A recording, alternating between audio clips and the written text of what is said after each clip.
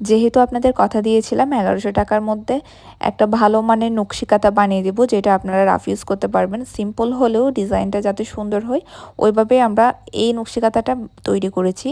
এখন অনেকেই হয়তোবা কমেন্ট করবেন যে ১১০০ টাকা দিয়ে কেন এটা সেল করছি, এটার প্রাইস ৭০০ টাকা ৮০০ টাকা হওয়া উচিত। তাদের আমি বলবো আপনারা দয়া করে কাপড়ের দোকানে গিয়ে একটা নকশি কাঁথার জন্য প্রথমে কাপড় কিনেন, এরপর সুতার দোকানে গিয়ে সুতা কিনেন এবং নিজে কাজটা করেন, তাহলেই বুঝতে পারবেন একটা কাঁথার পিছনে কতটা শ্রম যায়।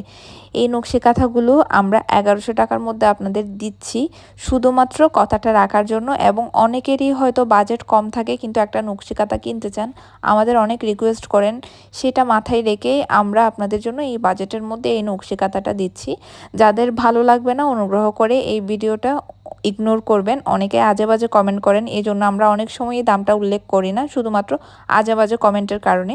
তো আজকের ভিডিওতে আমি যে নকশি কাঁথাগুলো দেখাচ্ছি এগুলো 2 পার্টের হবে এবং কাপড় খুবই সফট হবে, সারা বছর ইউজ করতে পারবেন।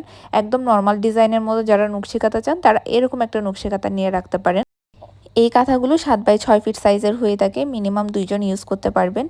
অনেকেই আছেন যারা বেশি ভারী ডিজাইনের নকশি কাঁথা পছন্দ করেন না এবং নর্মাল বা হালকা ডিজাইনের কাঁথা গায়ে দিলে আরাম লাগে, তাদের জন্য কিন্তু এই কাঁথাগুলো একদমই পারফেক্ট। এছাড়া বাচ্চাদের গায়ে দেওয়ার জন্য এ ধরনের পাতলা নরম কাঁথা আপনারা ব্যবহার করতে পারেন।